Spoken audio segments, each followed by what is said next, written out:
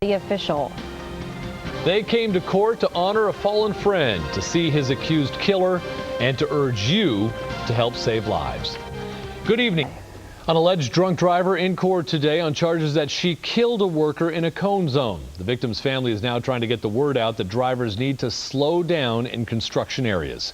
KCRA 3's Tana Castro joins us now from the site where that deadly crash took place. Tana? Well, Kelly, we're on Northrop Avenue just east of Howe, and this is where a man named Jim Bridges lost his life in a horribly ironic twist. He was picking up safety cones when he was hit. 285-21-2. Terry Chatterley is working in the same area where a friend and co-worker was hit and killed by an alleged drunk driver. 32-year-old Jim Thomas Bridges, a foreman for Cal Sierra, had been inspecting sewer lines on this same stretch of Northrop Avenue. On the evening of May 14th, Bridges was collecting traffic cones when two cars driving in opposite directions came bearing down on him. He had probably tried to stop this gal here and to allow another car to come through, since he had picked up some cones already. Wanted to make sure she stopped, and she didn't. Bridges was thrown 20 feet, never regaining consciousness. He died 12 days later. Chatterley says his friend's death hits home for anyone working in a cone zone, a place where drivers are required to slow down and often do just the opposite.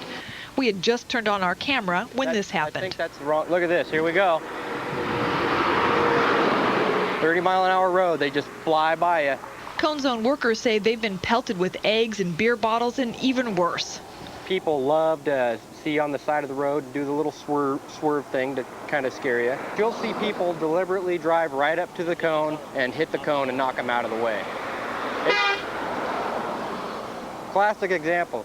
Charge another felony, that is 23-153. Incidents like those and the accident that killed Jim Bridges brought these co-workers, friends, and family, all wearing orange vests, to court today to see firsthand the arraignment of 23-year-old Tanzania Jackson on charges of manslaughter and drunk driving. These people that are out there working, you know, they're not objects. They are people. They have lives. They have families to support and wives and people who love them. They're not out there to inconvenience anybody. People don't realize that the cone zone, you need to slow down, and you need to not be drinking and driving, and you need to stop and think about those people. Don't throw things at them. Don't cuss them out. They're there to make your town better.